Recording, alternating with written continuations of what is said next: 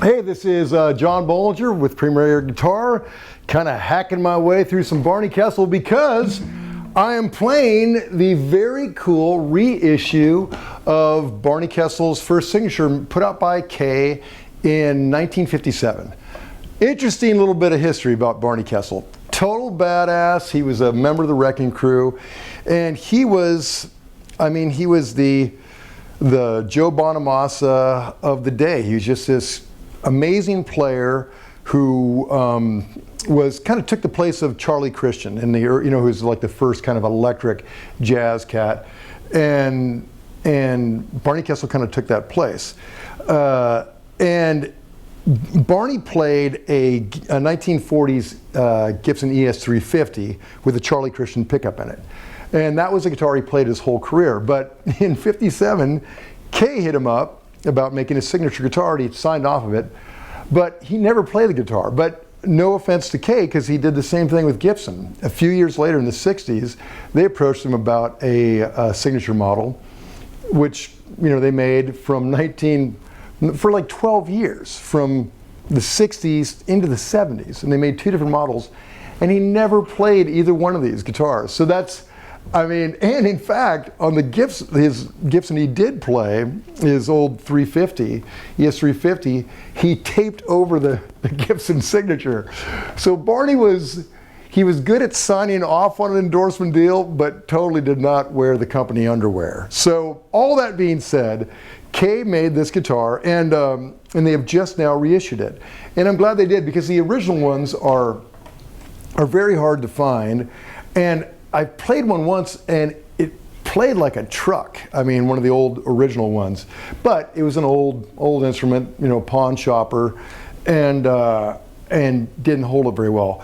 But they did I think they did a far better job on this reissue than the original model. But they did keep kind of that aesthetic of the old school. Like, how 1957 is this headstock?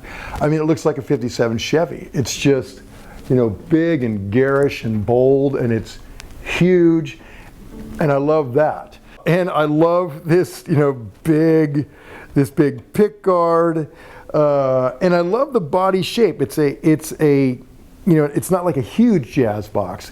And Barney actually did play, his ES350 was huge. So I think maybe the issue he had with his endorsement guitars is that he had very little to do with the design. They just put his name on something they thought would sell. And actually, it did sell. So the ingredients are a laminated spruce top, flame maple back and sides, and really pretty. Maple neck, total upgrade with these Grover tuners. So these are K custom pickups. This is an 8.5 K ceramic, 8 in the front, and the rear is a 10.5 K ceramic 8. And I love kind of these old school appointments, tune-o-matic bridge, got the old school back there, and it's a fun guitar. And like I said, you know, these kind of became these obscure pawn shoppers. But this was back in 1957. This was the top of their line. This was their gold standard, and they found the biggest act of the time to play it. But they were later kind of embraced by, you know, rockabilly dudes, which totally makes sense because it's kind of got that whole thing, you know.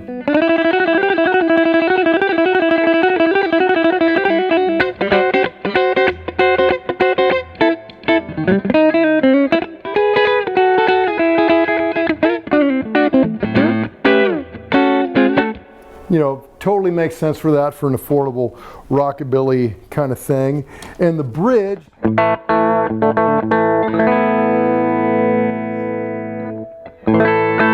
not exactly twangy, but I mean, it's got its, doesn't sound like a P90. I don't know what it sounds like.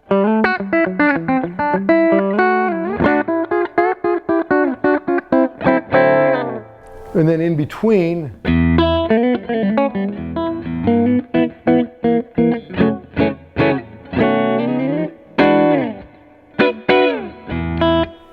you know, cool tone. They're neat. I mean, they're a cool, weird tone. So just quickly, here's neck, middle. Very little difference, right? I mean, something, but it's not like an obvious. And then bridge. That's its own thing. Yeah, although you've got 3 positions, I hear like 2. That and that. Pretty similar. The neck is comfortable, you know, very kind of Gibson-esque.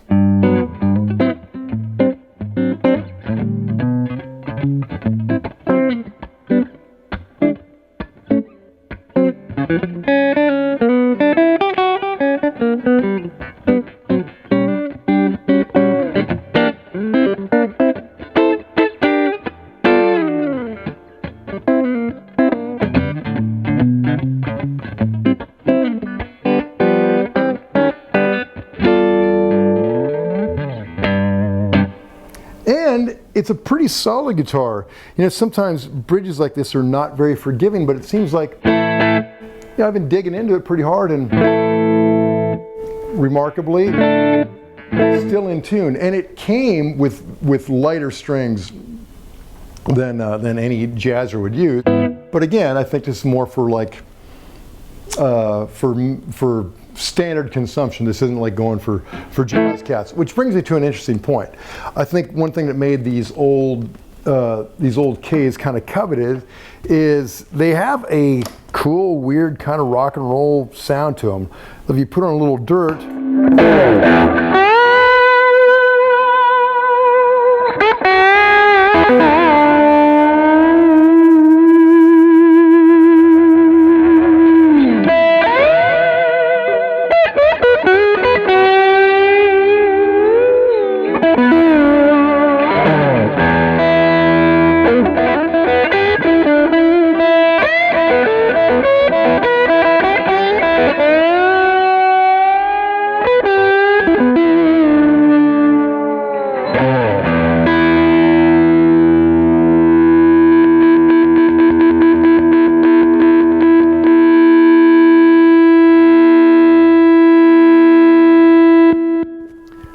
and I'm not even remotely loud, and because this is a true acoustic guitar, you can really get into these kind of dramatic feedbacky bits. And another cool bit that K did, they ship it in this old school case, which just, I mean, I love that, man. The two-tone, the matching little bit there. It's just very 1957. So those are the basics on our little first look here. Check out the written copy at premierguitar.com. Also, as far as the written copy goes, hell, buy the magazine and read my column on the back page, Last Call. All kinds of great stuff there. Instagram, the Premier Guitars Instagram. YouTube channel, subscribe to that. Twitter, we've got endless hours of guitar geekery just waiting for you. This is John Bohlinger. Till next time.